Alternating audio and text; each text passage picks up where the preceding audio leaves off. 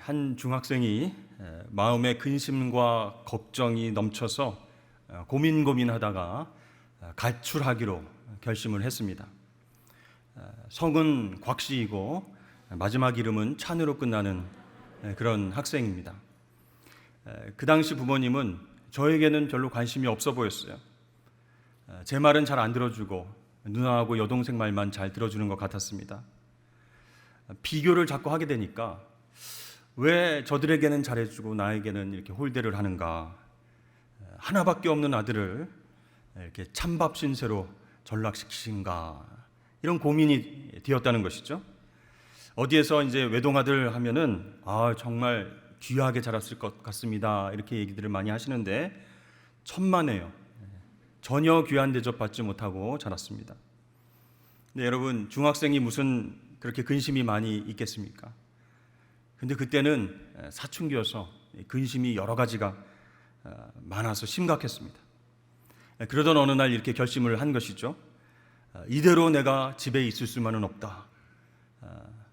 좀 밖에 나가서 내 생각과 내 의지를 좀 피력해야 되겠다.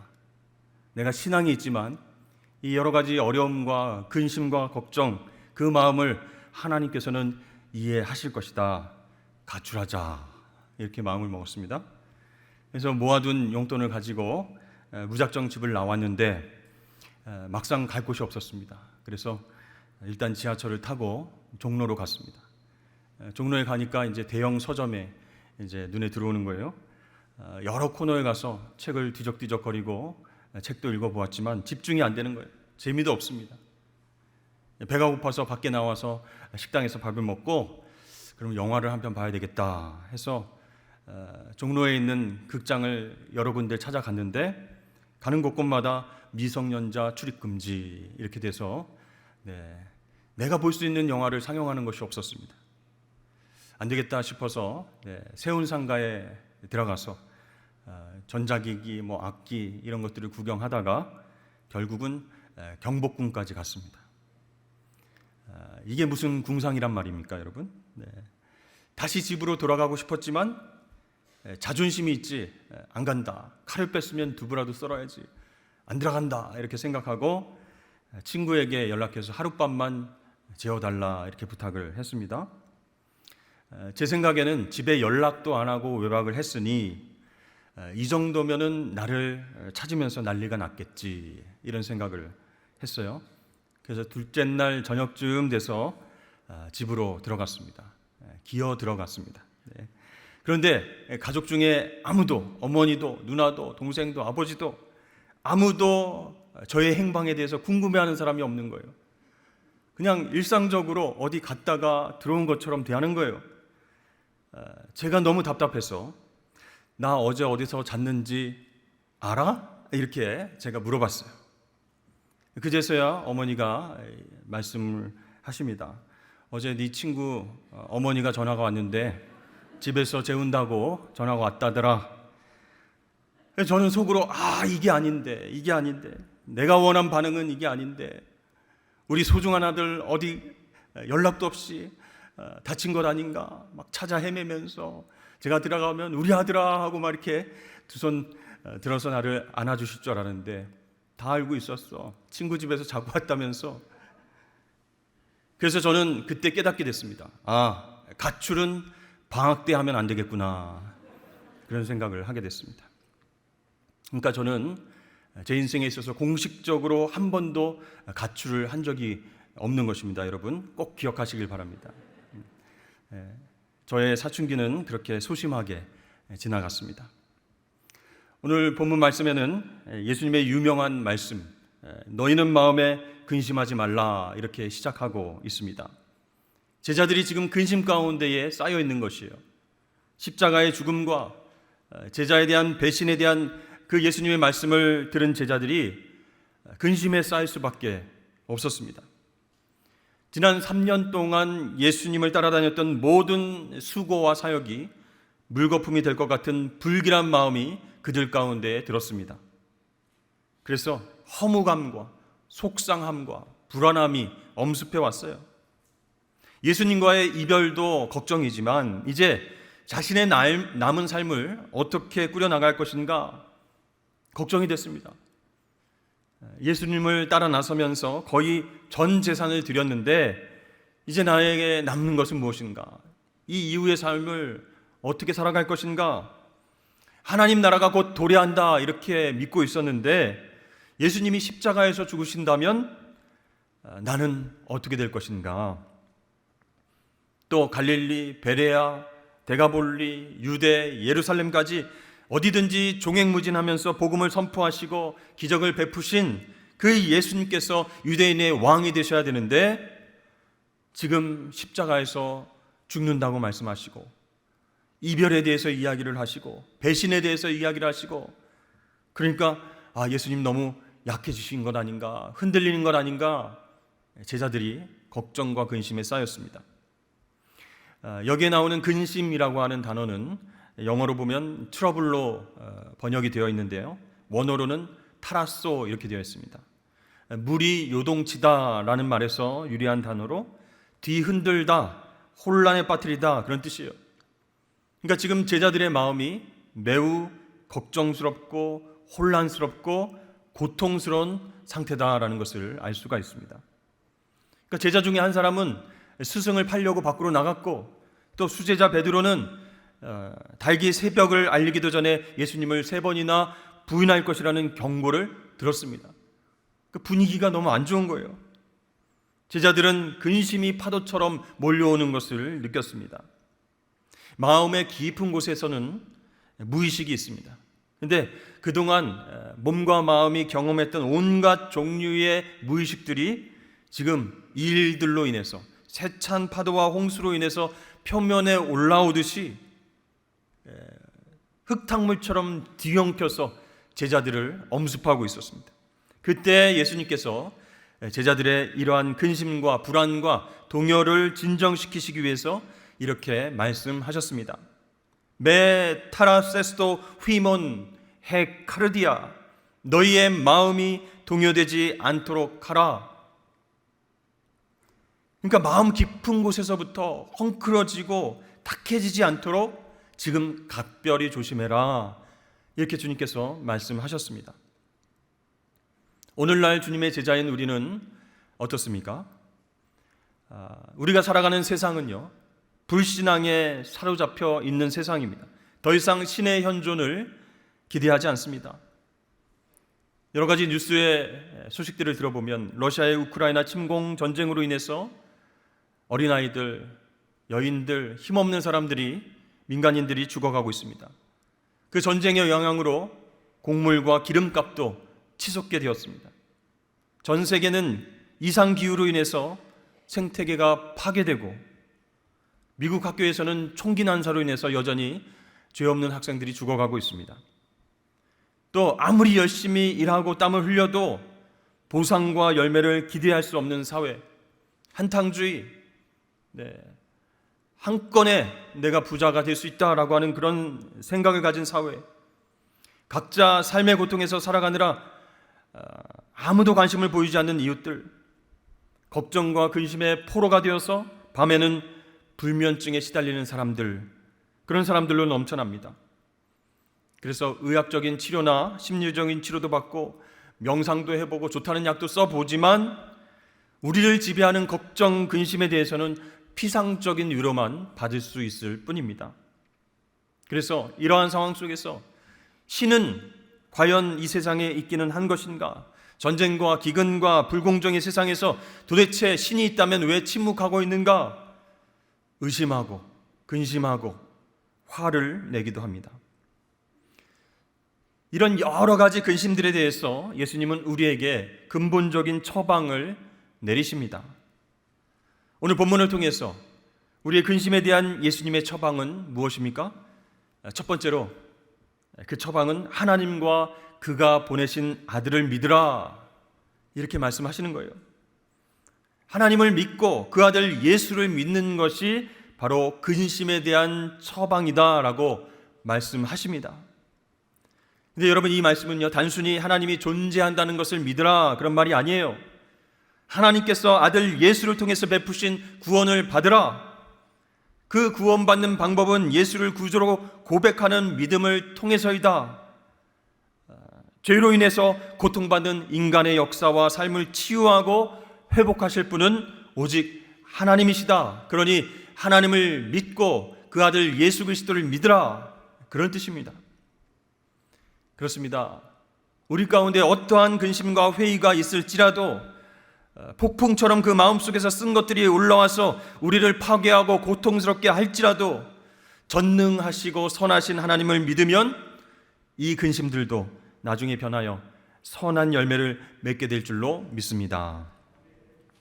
로마서 8장 28절에 우리가 알거니와 하나님을 사랑하는 자 곧 그의 뜻대로 부르심을 입은 자들에게는 모든 것이 합력하여 선을 이루느니라. 아멘. 역사의 BC와 AC를 가르면서 이 땅에 실제로 오셨다가 많은 고난을 당하신 후에 십자가에 달리시고 죽음에서 부활하신 그 예수 그리스도를 나의 구세주로 믿는 것이 근심을 근본적으로 해결하는 방법이 될 줄로 믿으시길 바랍니다. 이제 예수님이 나의 삶을 인도할 주인이심을 인정해야 된다는 거예요. 그래야 근심이 떠날 수 있어요. 그동안은 내 마음대로 내 욕심대로 내가 하고 싶은 대로 살아왔지만 이제 그 주도권을 주님께 내어드리는 것입니다. 내가 지금까지 쌓아왔던 모든 것들 무너뜨리기가 두렵고 떨리지만 지금까지 가졌던 가치관 포기하고 무너뜨리는 것입니다. 하나님의 뜻을 따르기로 결정하고 그분이 원하는 대로 진실되게 살아야 합니다. 그분께서 원래 의도하신 대로 우리를 빚어가시도록 인도해 가시도록 우리는 하나님을 믿고 예수 그리스도를 신뢰해야 할 줄로 믿습니다. 이제 그런 마음이 결정되면요, 이렇게 고백해야 돼요. 나는 예수님을 나의 주인으로 모시겠습니다. 단순한 선언이 아니라 정말로 우리의 삶 가운데서 주인 되심을 선포하고 실천하며 사는 삶이 중요하다라는 거예요. 자, 이렇게 예수님을 주인으로 고백하면 누구든지 구원받고 영생을 선물로 얻는다라고 말씀하십니다. 그 순간 원래의 모습 그대로 하나님의 자녀로 회복이 돼요. 여기에는 허무와 근심과 걱정이 있을 수 없는 것이에요. 왜요? 하나님께서 사랑하시는 하나님의 자녀들을 그냥 놔두지 않으시기 때문입니다. 여러분, 네로 황제의 박해에도 편안히 죽음을 맞이하고 오히려 원수들을 축복할 수 있었던 초대 그리스도인들의 그 사랑과 믿음이 여기에서 나온다라고 할 수 있는 거예요. 그래서 근심의 해결 방법 첫 번째, 하나님을 믿고 그 아들 예수 그리스도를 믿는 것입니다. 근데 주변에서 보면요, 믿고 싶은데 잘 안 된다, 이런 얘기들을 많이 하세요. 근데 여러분, 믿고 싶으면 믿으면 됩니다. 감정의 흐름과 동요가 짜릿하게 있어야 믿을 수 있다고 생각하지 마시고 그저 믿으면 되는 거예요. 의지적 결단이 있으면 되는 것입니다. 나는 예수님이 나의 구주 되심을 믿습니다. 그분의 부활을 받아들이겠습니다. 이렇게 의지적으로 결정하면 이것이 바로 믿는 것입니다.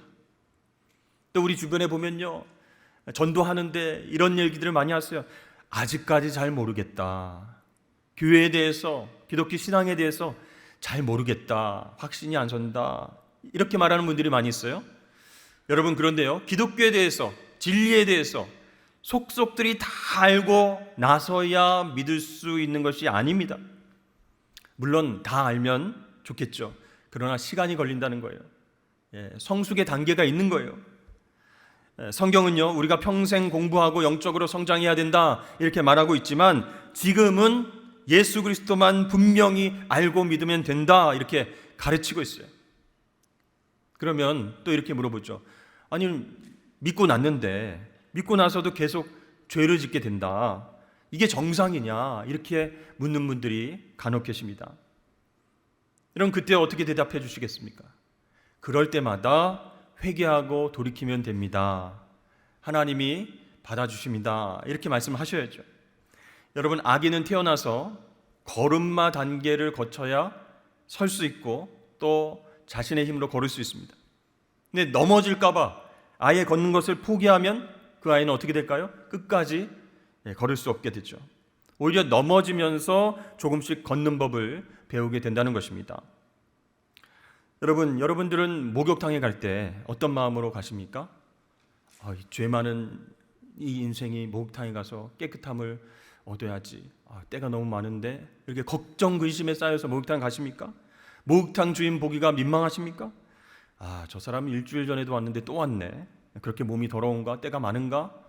이렇게 생각을 하면서 여러분을 째려보고 의심하는 목욕탕 주인이 있으십니까? 자주 오면 더 좋죠. 반갑습니다. 어서 오십시오 이러죠. 근데 우리는 혹시 부끄러운 마음을 가지고 목욕탕 주인을 쳐다보지도 못하면서 조용히 슬그머니 목욕탕 안으로 들어가십니까? 아니라는 거죠. 우리의 몸에 때가 생기는 것처럼 인간은 죄를 짓게 되는 연약한 존재다라는 것이에요. 죄성이 우리를 지배하기 때문에 생기게 되는 자연스러운 현상입니다. 그때마다 우리는 하나님께 용서를 구하고 돌이킬 수 있다라는 것이죠. 히브리서 4장 15절에는요. 우리에게 있는 대제사장은 예수님은 우리의 연약함을 동정하지 못하실 리가 아니요 모든 일에 우리와 똑같이 시험을 받으신 이로되 죄는 없으시니라 이렇게 말씀하고 있어요. 예수님이 어떤 분이십니까? 예수님은 오늘도 우리의 연약함과 근심거리를 이해하고 동정하고 공감하시는 분이신 줄로 믿습니다. 그래서 주님은 함께 아파하고 함께 고통을 느끼고 우리를 그분 곁으로 초대하고 계세요. 그리고 너 무거운 짐 졌구나. 그거 다 내 앞에 내려놔라. 내 짐은 쉽고 가벼우니 네가 이제부터는 내 멍에를 메고 나와 동행했으면 좋겠다. 이렇게 우리를 위로하십니다. 여러분, 그 자리가 바로 십자가입니다. 그렇기 때문에 예수님은 이렇게 우리에게 위로하실 수 있는 거예요. 너희는 마음에 근심하지 말라. 하나님을 믿으니 또 나를 믿으라. 두 번째로 예수님께서 근심을 해결할 수 있는 방법 알려주셨습니다. 그것은 바로 아버지 하나님 집이 예비되었음을 믿으라 라는 것입니다. 자, 오늘 말씀은요, 마지막으로 십자가를 앞두고 다락방에서 행하신 이별 설교였습니다.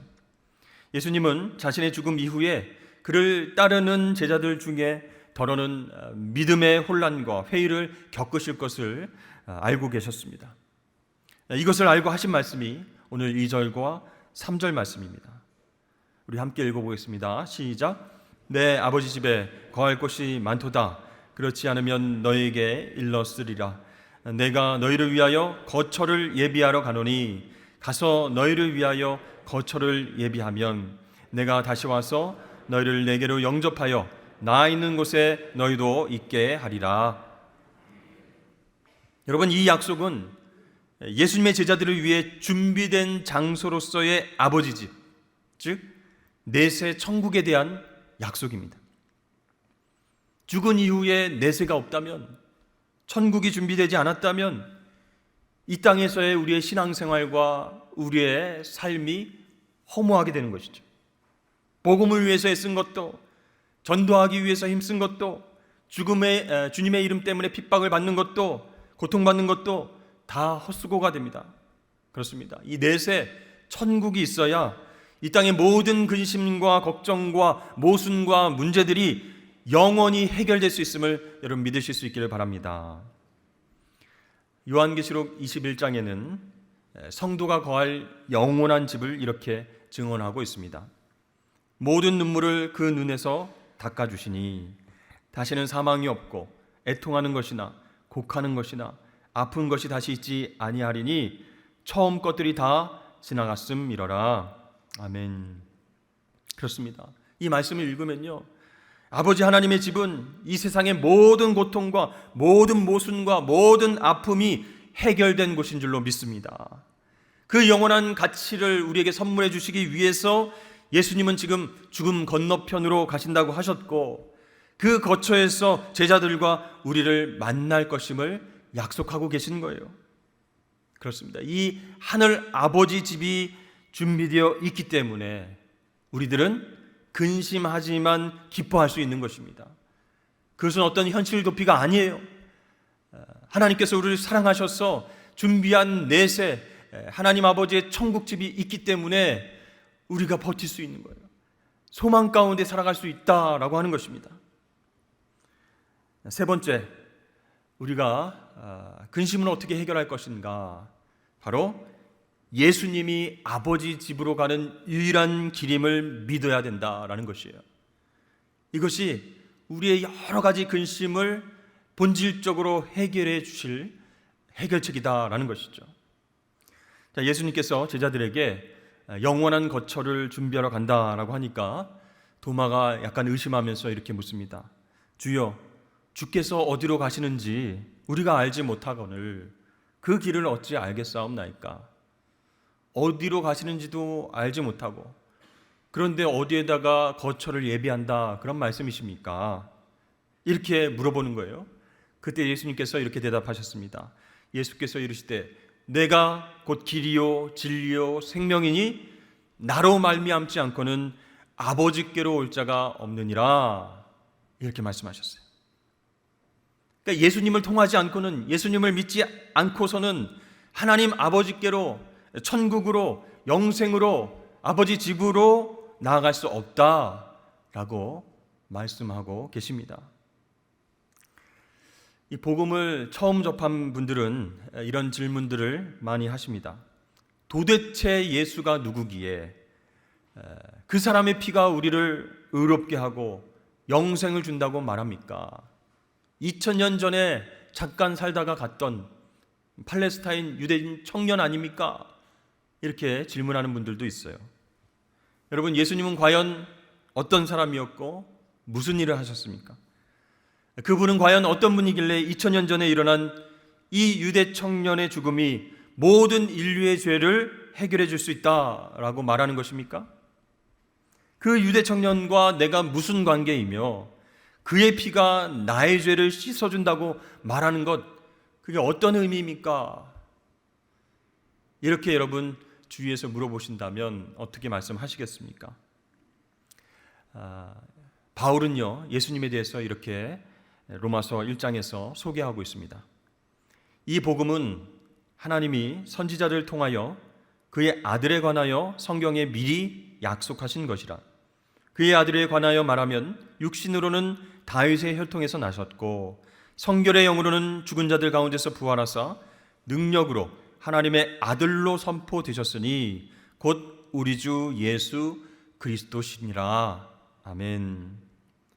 자, 바울이 예수님에 대해서 설명하면서 세 가지 중요한 사실을 언급하고 있습니다. 첫 번째는 그분은 하나님께서 선지자들을 통해서 약속하신 분이다. 자, 구약 성경에 그 예언들이 기록되어 있는데요. 그 예언에서 하나님은 그분의 백성을 구원하기 위해서 한 사람을 기름 부어서 보내겠다 이렇게 약속하셨어요. 기름 부음 받은 사람이라고 하는 뜻인 메시아, 그리스도, 그분이 바로 예수님이다 라는 것이죠. 두 번째, 그분은 다윗의 후손으로 태어나셨다 이렇게 바울이 설명하고 있죠.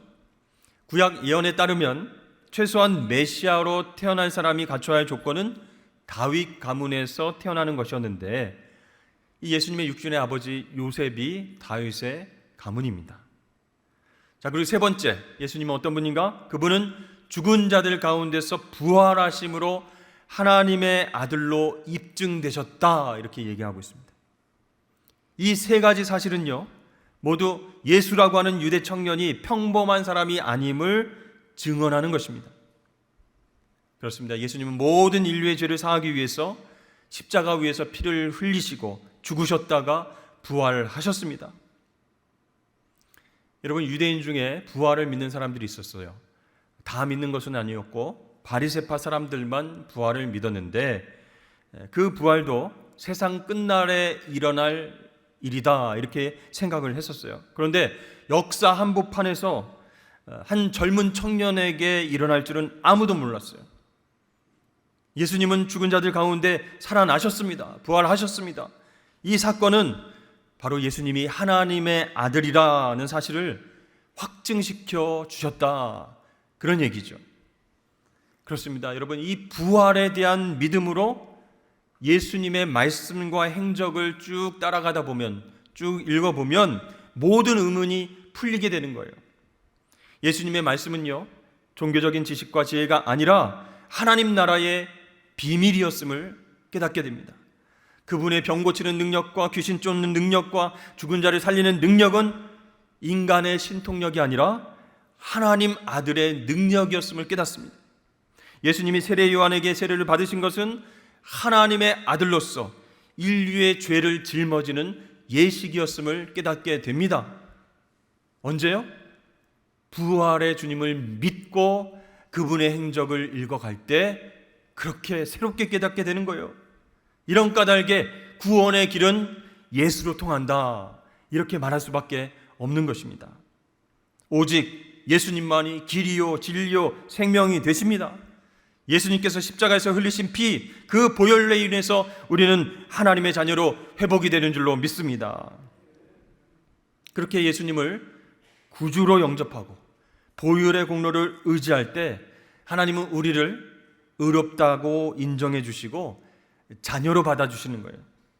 이제 더 이상 하나님의 진노, 하나님의 심판을 무서워하지 않고 두려워하지 않고 세상에서의 고통과 환난으로 근심에 쌓여서 흔들리며 살아가지 않게 된다는 거예요. 예수님의 사랑을 풍성하게 누리며 살아가는 하나님의 자녀로 살아가게 될 줄로 믿습니다. 그래서 바울은 이렇게 말하고 있습니다. 로마서 5장 9절에서 10절까지 말씀.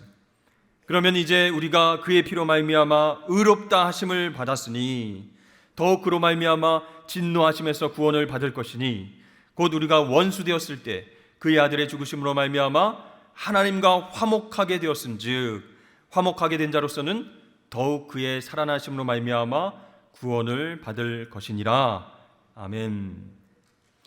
여러분, 구원이 무엇입니까? 하나님의 자녀로 회복되어서 자녀로서 하나님과 함께 살아가는 것입니다. 바울은 그것을 화해라고 말하고 있습니다. 근데 회개하지 않은 상태에 있는 사람은 누구나 하나님과 원수되었다는 거예요. 왜 하나님과 원수되었다 이런 표현을 썼을까요? 하나님이 싫어하는 죄를 짓고 우상을 섬기고 탐욕과 욕망대로 살아가기 때문에 하나님과 원수된 삶을 살아갈 수밖에 없는 것입니다. 그러나 예수 그리스도의 보혈 은혜 안에서 우리는 하나님과 화해하고 하나님의 자녀로 살아가게 된 줄로 믿습니다. 그 삶은 이제 영원한 삶으로 이어지게 되는 거예요. 지난주일 우리는 새생명 축제에 초대 받아서 오신 분들을 환영하고 축복했습니다. 혹시 지난주에 오셨다가 오늘 다시 방문하신 분이 있으시다면 지금 이 시간 길과 진리와 생명 되시는 예수님을 구주로 고백하셔서 하나님의 자녀가 되는 특권을 누리시길 주의 이름으로 축복합니다. 굉장히 간단한 거예요. 마음으로 믿고 입으로 시인하면 구원받을 수 있다라고 성경은 말씀하고 있습니다. 그것이 진실하다면, 그것이 마음에서부터 우러나오는 진심이라면 그 믿음과 고백은 여러분의 삶을 전체를 바꾸게 될 줄로 믿습니다. 그리고 이제 이미 예수 그리스도를 구주로 고백하신 분들은 나는 괜찮아, 나는 잘 살고 있어 이렇게 생각하지 마시고 한 번으로 끝나는 사건이 아님을 기억하십시오. 매일매일 믿음을 점검하실 수 있기를 바랍니다.